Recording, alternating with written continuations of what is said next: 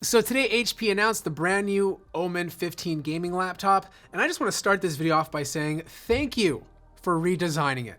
Because last year's logo was so hideous, it was so tacky, it just took away from the gaming experience. They cleaned it up, they got rid of it, they have just this little diamond logo in the middle, which I think looks nice and simple, and the rest of the laptop is a nice matte black finish. Now it's still premium, you have that premium feel with the metal lid and the metal deck with plastic on the bottom, but overall it's an improvement from the previous generation. Now you can buy this thing with an Intel processor or AMD processor. If you do decide to go for the AMD version, you're kind of limited to how powerful the GPU can be, because you can only spec it up to a GTX 1660 Ti with an AMD Ryzen 7 4800H. Now, if your price point is in that category, and you have the option of buying the Intel or AMD model, I would probably still go for AMD. Those 2 extra cores are fantastic if you're also using it for multi-threaded workflows, but still more than powerful enough to game with.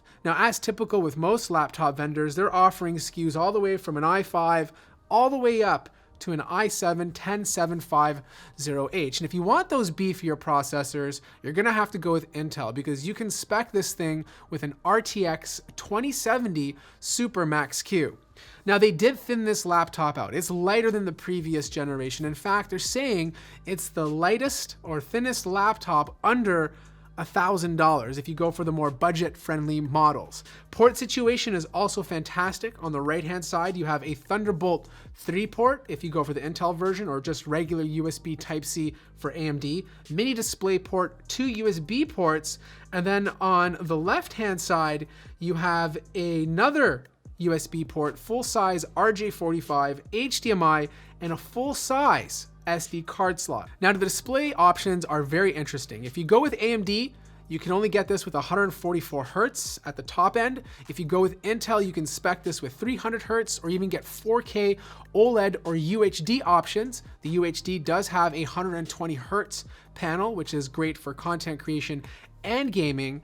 But I know a lot of you are thinking, well, 300 Hz is a little bit overkill, and it is if you're trying to push the frame rates to match it, but that 300 Hz panel has a lower response time and better color accuracy.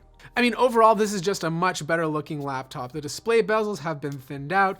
The keyboard gives you 4 zones of RGB. There's no per key RGB. There might be on the more expensive models, but most of them are just getting zones.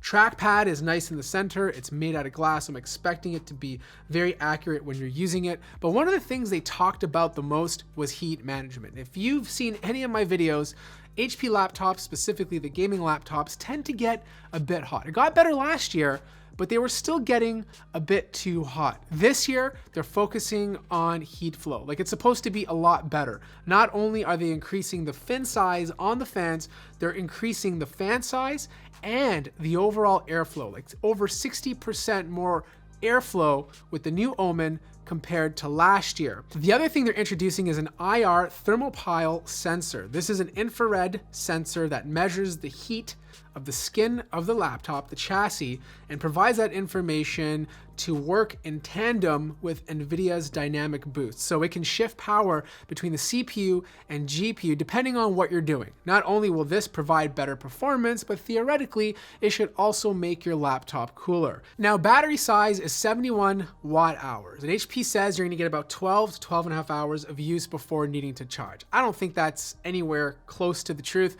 I'm expecting about 4 to 5 hours doing general productivity based on the other tests I've done with some of their competitors. Now, you do have HP's fast charge, which will top up the battery from 0 to 50% in just 45 minutes. Overall, this laptop looks like a nice redesign. And if some of these cooling features actually do make a difference, it will be very interesting to see how well this laptop performs. As usual, I'm going to review it, so make sure to subscribe to the channel for that.